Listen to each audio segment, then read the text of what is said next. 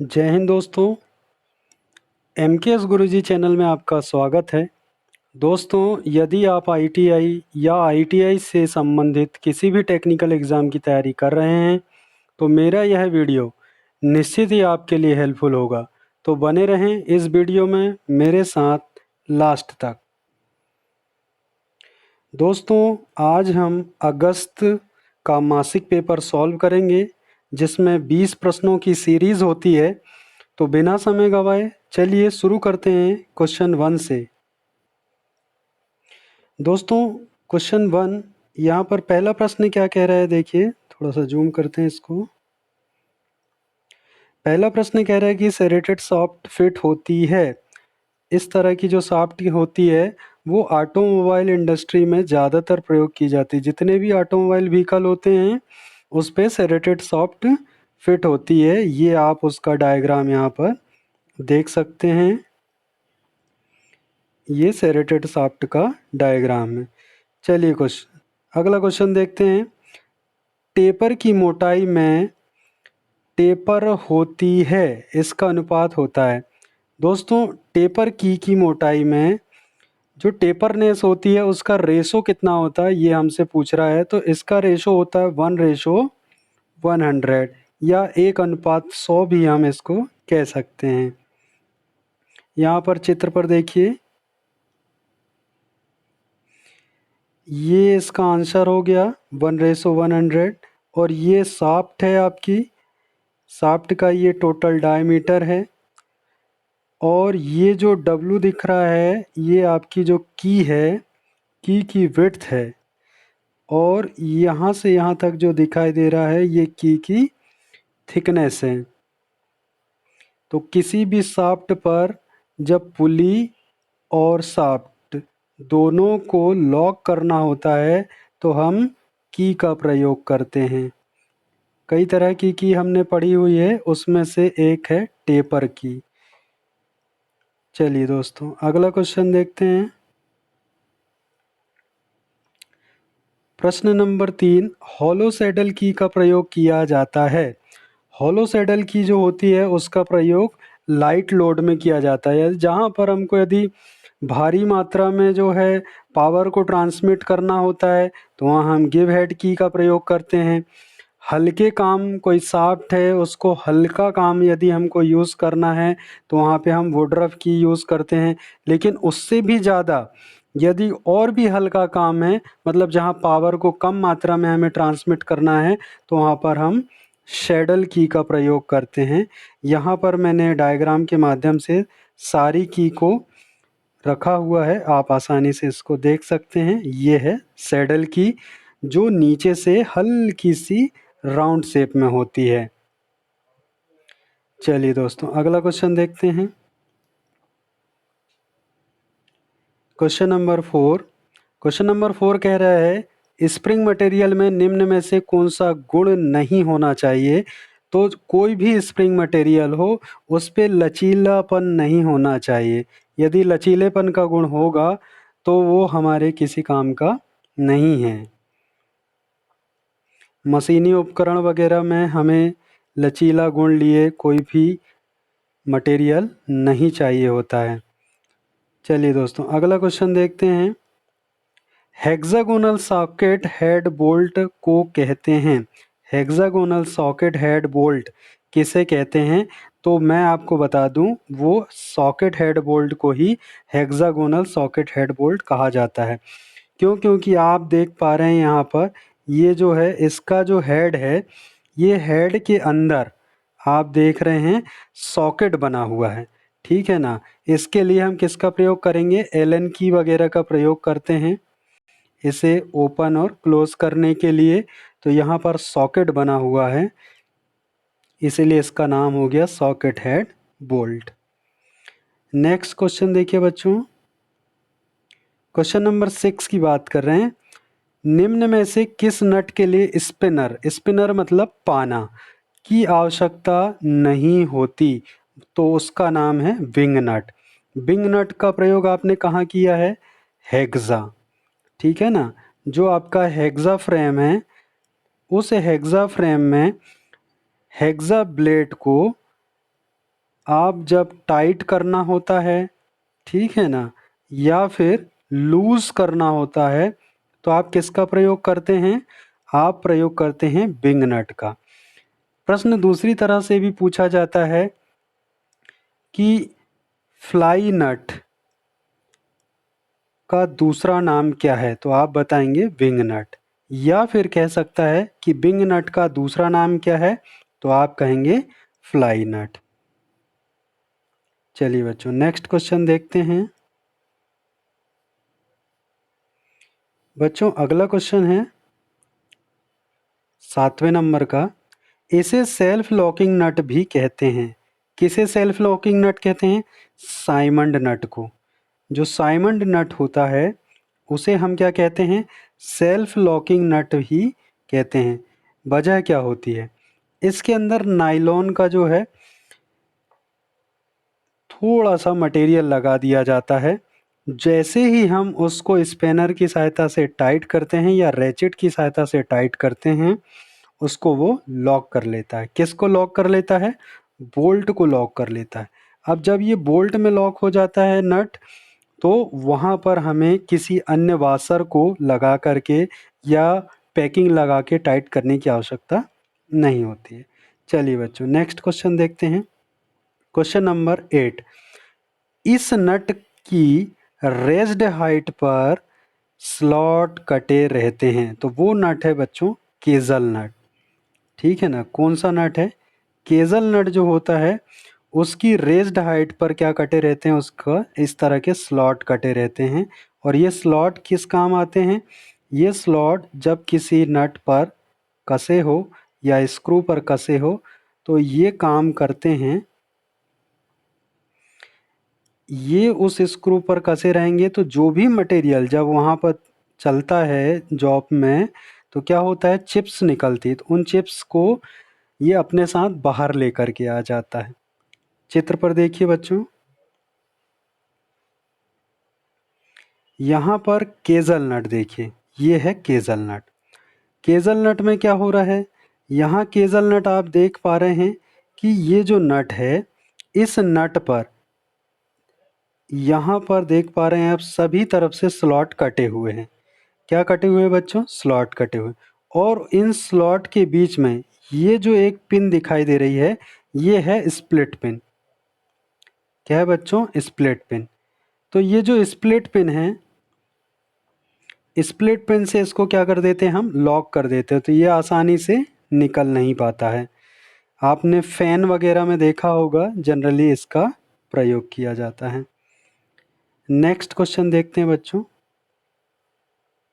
ये है self locking नट। Question number 8 में हमने इसके बारे में डिस्कस किया और यहाँ पर इसका सही आंसर है सेल्फ लॉकिंग नट के अंदर क्या लगा होता है।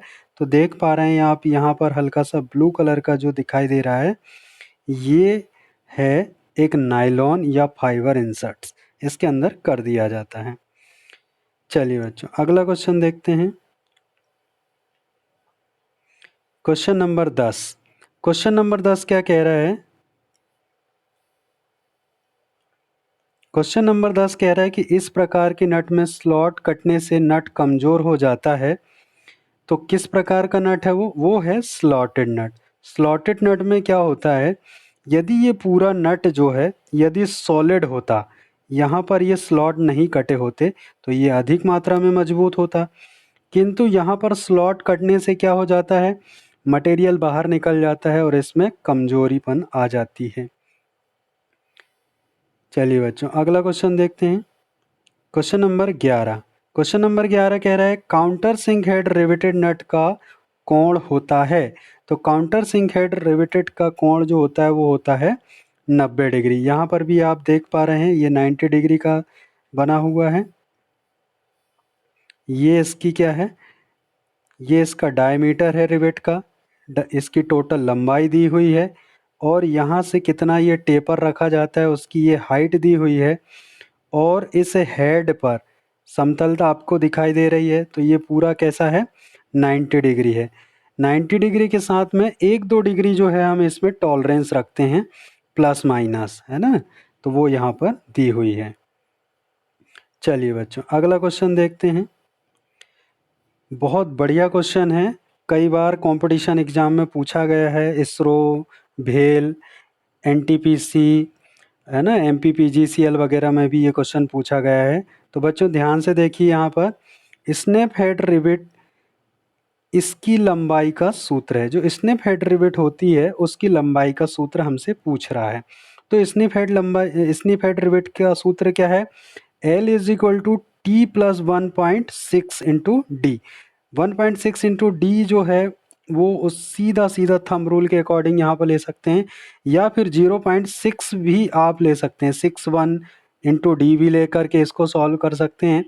लेकिन एल टोटल लंबाई, टी थिकनेस, 1.06 का मल्टीप्लाई करना डायमीटर के साथ में, इस बात का आपको ध्यान रखना, ये इसका फॉर्मूला है। चलिए बच्चों नेक्स्ट क्वेश्चन देखते हैं।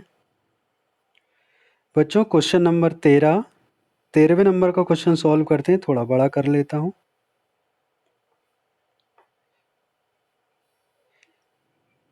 यहाँ पर आप देख पा रहे हैं ये स्नैप हेड रिवेट है। इसका जो हेड है वो किस तरह से बना हुआ है? एकदम बिल्कुल इस तरह से मशरूम के जैसा बना हुआ है ना। इसका हेड कैसा बना हुआ है? मशरूम के जैसा हेड बना हुआ। यहाँ से यहाँ तक का जो हिस्सा होता है ये बॉडी कहलाती है, ऊपर का सिरा हेड है, और नीचे यदि कुछ बना रहे तो वो टेल कहलाता है। और ये यहाँ से यहाँ तक इसकी टोटल क्या ली जाती है? लंबाई ली जाती है। तो ये चीज़ हो गई स्नैप हेड के बारे में। अगला क्वेश्चन कह रहा है हमारा काउंटर सिंक की लंबाई का सूत्र है। ठीक है ना, अभी स्नैप हेड रिवेट की लंबाई का सूत्र हमने देखा, अब काउंटर हेड रिवेट की लंबाई का क्या कह रहा है देखिए। इसका बस फॉर्मूला ये है कि आपको जो है टोटल लंबाई लेनी है, थिकनेस लेनी है, और उसके साथ प्लस करना है 1.5 इंटू डी। 1.5 इंटू डी, ये इसका फॉर्मूला है। इस पे आप थोड़ा सा ध्यान रखेंगे। ठीक है ना बच्चों, ये फॉर्मूला है। नेक्स्ट क्वेश्चन देखते हैं। यहाँ पर आप स्नैप हेड रिवेट का ये सिंबल भी देख सकते हैं, है ना। चलिए अगला क्वेश्चन देखिए। क्वेश्चन नंबर है 14। 14 नंबर का क्वेश्चन क्या कह रहा है? 14 नंबर का क्वेश्चन कह रहा है कि स्टड का नट एंड होता है। जो स्टड होता है उसका नट जब मूवमेंट करता है तो वो कहाँ पर जाकर के एंड होता है? तो वो एंड होता है प्लेन स्पेस पर। कहाँ पर होता है? प्लेन पर। देखिए ये है इसका नट और ये है स्टड, ठीक है ना। जब इस नट को हम इस स्टड पर चलाना शुरू करेंगे तो ये इसका पॉइंट है। यहाँ से ये पॉइंट क्या होगा? चलना शुरू करेगा, इस तरह से आगे बढ़ेगा, और ये जो सिरा है यहाँ पर आके प्लेन हो जाएगा। क्यों? क्योंकि यहाँ पर किसी भी प्रकार की थ्रेड नहीं बनी हुई है, तो आगे नहीं बढ़ेगा। जब आगे नहीं बढ़ेगा तो ये क्या हो जाएगा? लॉक हो जाएगा, यहीं पर रुक जाएगा। तो कौन सा एरिया कहला रहा है? ये वाला प्लेन एरिया होता है। एंड एरिया मतलब प्लेन एरिया। चलिए अगला क्वेश्चन देखते हैं। Question number 15। सॉफ्ट और पुली को फिट करने के लिए प्रयोग स्क्रू होता है, तो वो होता है ग्रूव स्क्रू। ठीक है ना बच्चों, आप देखिए यहाँ पर आप एक शाफ्ट देख पा रहे हैं, ठीक है ना। और इस शाफ्ट के अंदर एक मैकेनिक जो है, इसको थोड़ा जूम करता हूँ, ये देखिए यहाँ पर एक मैकेनिक जो है, ये उसके हाथ में जो है वो एलन की है। कौन सी की है? एलन की है। एलन की के माध्यम से,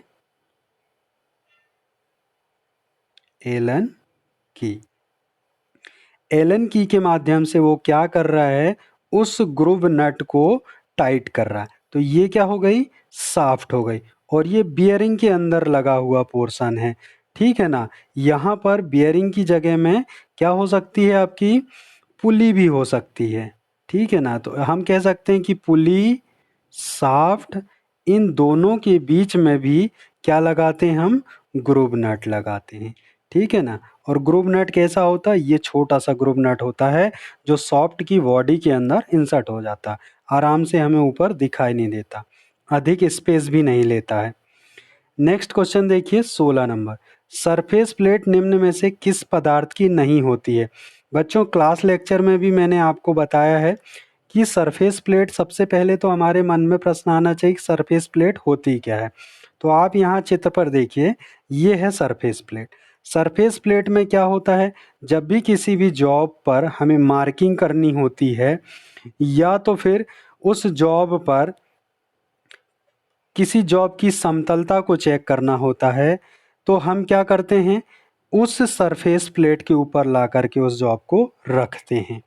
और यहाँ पर मैं बहुत सारे उपकरण बने हुए हैं, जैसे कि यहाँ पर आप देख पा रहे हैं, ये वी ब्लॉक बना हुआ है यू क्लैम के साथ। यहाँ पर आप देख पा रहे हैं, ये जो बना हुआ ये ट्राई स्क्वायर है। यहाँ पर ये एंगल प्लेट दिखाई दे रही है और ये डायल टेस्ट इंडिकेटर आपको दिखाई दे रहा है। और यहाँ पर जो डायल टेस्ट इंडिकेटर का जो बेस दिख रहा है, उसमें एक स्विच बना हुआ है जो ऑन ऑफ का काम करता है। यदि आप इसको ऑफ कर देंगे तो ये क्या होगा, इस एंगल प्लेट से रिलीज़ हो जाएगा, और यदि ऑन कर देंगे तो ये मैग्नेटिक होता है, इस एंगल प्लेट में आसानी से चिपक जाता है। ये एंगल प्लेट की ऊपरी सरफेस है, ये एंगल प्लेट का हैंडल है, ये और ये एंगल प्लेट का बेस होता है। ये लंबाई, चौड़ाई और मोटाई के साइज पर उपलब्ध होती है। तो मैंने आप लोगों को बताया था ये कितने प्रकार की होती है। तो हमने देखा था कि ये कास्ट आयरन की भी बनी होती है, ग्रेनाइट की भी बनी होती है, और इसके साथ साथ ये ग्लास की भी बनी होती है। तो इस तरह से अलग अलग तरह की होती हैं, है ना। और ये जो है वर्कशॉप, इंस्पेक्शन, इस तरह से अलग अलग नाम से हमें मार्केट में उपलब्ध होती। तो यहाँ पर कह रहा है कि सरफेस प्लेट निम्न में से किस पदार्थ की नहीं बनी होती। तो आपके पास में ऑप्शन में आ सकता है कांच, है ना, ग्रेनाइट और माइल्ड स्टील, कास्ट आयरन, इस तरह से देगा। तो आपको बताना है कि माइल्ड स्टील तो किसकी नहीं बनी होती है, माइल्ड स्टील की नहीं बनी होती है। चलिए बच्चों, अगला क्वेश्चन देखते हैं। प्रश्न नंबर 17 कह रहा है कि जिस तरह से हाई स्पीड अधिक होती है, शुद्धता उतनी अधिक होती जाती है। किसी भी जॉब पर जब आपका जॉब या टूल जितनी अधिक उसकी स्पीड होगी, उतनी अच्छी फिनिशिंग आपको मिलेगी, ठीक है ना। नेक्स्ट क्वेश्चन देखिए बच्चों, 18 नंबर का प्रश्न कह रहा है रोटरी फाइल बनी होती है। तो रोटरी जो फाइल होती है, आपने गिरमट नाम सुना होगा, जो रोटेट होते हुए एकदम ट्विस्ट ड्रिल की सामान ही होती है, लेकिन उसका जो निचला हिस्सा होता है वो बहुत शार्प होता है, नुकीला होता है ना। तो किसकी बनी होती है, जनरली हमने देखा फाइल किस धातु की बनी होती है, हाई कार्बन स्टील की बनी होती है। लेकिन रोटरी फाइल विशिष्ट प्रकार की फाइल होती है, इसीलिए हम इसको किस धातु का बनाते हैं, सीमेंटेड कार्बाइड का बनाते हैं। मैं आपको चित्र में दिखाता हूँ, आइए देखिए बच्चों, यहाँ पर ये आप देख पा रहे हैं, ये है रोटरी फाइल, ठीक है ना। चलिए नेक्स्ट क्वेश्चन देखते हैं। नेक्स्ट क्वेश्चन कह रहा है 19 नंबर, लेथ मशीन में कटे होते हैं। अब यहाँ पर लेथ मशीन में जो फाइल उपयोग की जाती है, उसमें कौन से कटे होते हैं उसके बारे में हमसे पूछ रहा है। तो लेथ फाइल में खालिस्तान कटे होते हैं, तो आप बताएंगे सिंगल कटे होते हैं। कौन से कट होते हैं, सिंगल कट। मैंने आप लोगों को फाइल बहुत अच्छे तरीके से पढ़ाया है। फाइल को हमने अलग अलग 4 भागों में बांटा था, according to length, according to grade, according to cut और अकॉर्डिंग टू शेप। इस तरह से 4 भागों में हमने फाइल को बांटा था। वहाँ पर जो है कट के आधार पर हमने फाइल को बांटा था, single cut, double cut, रास्प cut, curve cut. तो वहीं पर एक फाइल हमसे पूछी जा रही है, लेथ फाइल में कटे होते हैं।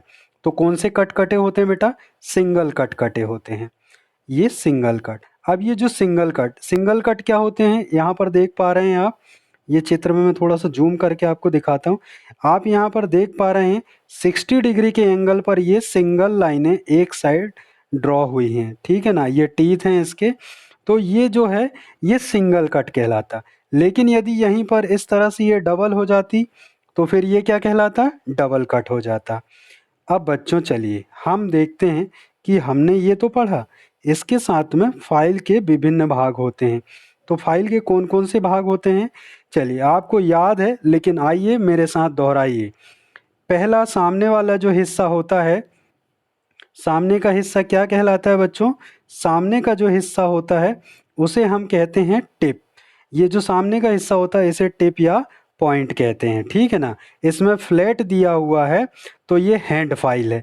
याद रखना, सामने का हिस्सा जब फाइल का इस तरह से आपने देखा है, ये फाइल है, ये फाइल का हिस्सा यदि इस तरह से हो जाए तो ये जो है फाइल है। लेकिन अभी भी यदि इसका सामने का हिस्सा ऐसा फ्लैट आपको दिखाई दे रहा है तो ये कौन सी फाइल कहलाएगी, ये हैंड फाइल कहलाएगी। और यदि हिस्सा आपको नुकीला मिल जाए इस तरह से तो आप समझ जाना कि ये कौन सी फाइल है, ये रफ फाइल है। चलिए बच्चों, तो ये पहला जो पॉइंट है सामने वाला, इसी ही हम क्या कहते हैं, टिप भी कहते हैं, पॉइंट भी कहते हैं। ऊपर का जो हिस्सा आप देख पा रहे हैं, ये कहलाता है एज, किनारा, ठीक है ना। और ऊपर पे जो हिस्सा बना हुआ है ये कहलाता है साइड। क्या कहलाता है, साइड। इसके बाद में यहाँ पर एक गोल सर्कल सा आपने देखा होगा फाइल में, जिसमें कंपनी का नाम लिखा रहता है, JK एटसेट्रा, तो वो होती है हील। कई बार प्रश्न पूछा जाता है कि फाइल में हील प्रदर्शित करती है कंपनी का नाम और कंपनी का प्रकार, या फिर जो फाइल का प्रकार। इसके बाद देखिए बच्चों, ये है शोल्डर। जैसे हमारा शोल्डर होता है वैसे ही यहाँ पर फाइल का शोल्डर बना हुआ है। उसके बाद यहाँ पर ये हैंडल है। हैंडल अधिकतर जो है वुड का या फाइबर का ही प्रयोग किया जाता है। यदि आप वुड का हैंडल प्रयोग कर रहे हैं तो आपको हाथ में किसी भी तरह का कट या फिर छाले पड़ने की संभावना नहीं होती है। इसके बाद बच्चों यहाँ पर आप देख पा रहे हैं ये लगा हुआ है फेरुल।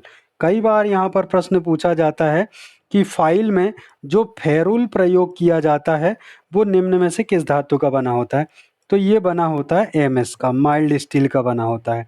इसके बाद में पूछा जाता है कि फेरुल को क्यों लगाया जाता है, तो फेरुल को इसलिए लगाया जाता है कि उसमें जो हैंडल लगा हुआ है वो फटे ना, ब्रेक ना हो, ठीक है ना।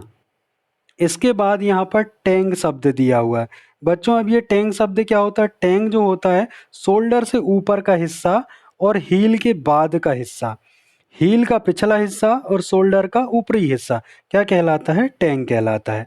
और यहाँ पर आप देख पा रहे हैं पॉइंट से लेकर के शोल्डर तक की दूरी, पॉइंट से लेकर के जहाँ आपका शोल्डर प्रारंभ हो रहा वहाँ तक की दूरी टोटल क्या कहलाती है, लेंथ कहलाती है। तो इस तरह से बच्चों आप देख पा रहे हैं। और ये ऊपर की जो एज बनी हुई है, सॉरी साइड बनी हुई है, इसी साइड पर क्या बने हुए हैं, टीथ बने हुए हैं। क्या बने हुए हैं, टीथ बने हुए, टीथ यानी कि जिन्हें हम दांते बोलते हैं, ठीक है ना। इसके बाद में यहाँ पर आप एज देख पा रहे हैं, एज में भी इस तरह की सिंगल लाइनें होती हैं। चलिए बच्चों अगला क्वेश्चन देखते हैं। अगला क्वेश्चन भी फाइल से है। यहाँ पर 20 नंबर का प्रश्न कह रहा है क्रॉसिंग फाइल का क्रॉस सेक्शन अंडाकार होता है तो इसका दूसरा नाम है। तो इसका दूसरा नाम क्या है बच्चों, फिश बैक फाइल। तो आप यहाँ पर भी देख रहे हैं बिल्कुल मछली की समान आकृति इस फाइल की बनी हुई है, इसीलिए इसका नाम क्या होता है, फिश बैक फाइल होता है। ये हमेशा फॉरवर्ड स्ट्रोक में प्रयोग की जाती है। तो इस तरह से बच्चों आज की 20 प्रश्न की यह श्रृंखला यहाँ पर समाप्त होती है। मुझे जो है आप लोगों को बता दूं बच्चों कि आपके लिए मैं डेली 20 प्रश्न लेकर के आता हूं, और ये 20 प्रश्न जो हैं आपके लिए बहुत ही कारगर और हेल्पफुल सिद्ध होंगे। आप जब भी आपको समय मिले आप इनकी नोट्स बनाते रहिएगा और वन बाई वन करके यहाँ पर आप प्रश्न पढ़ते रहिएगा।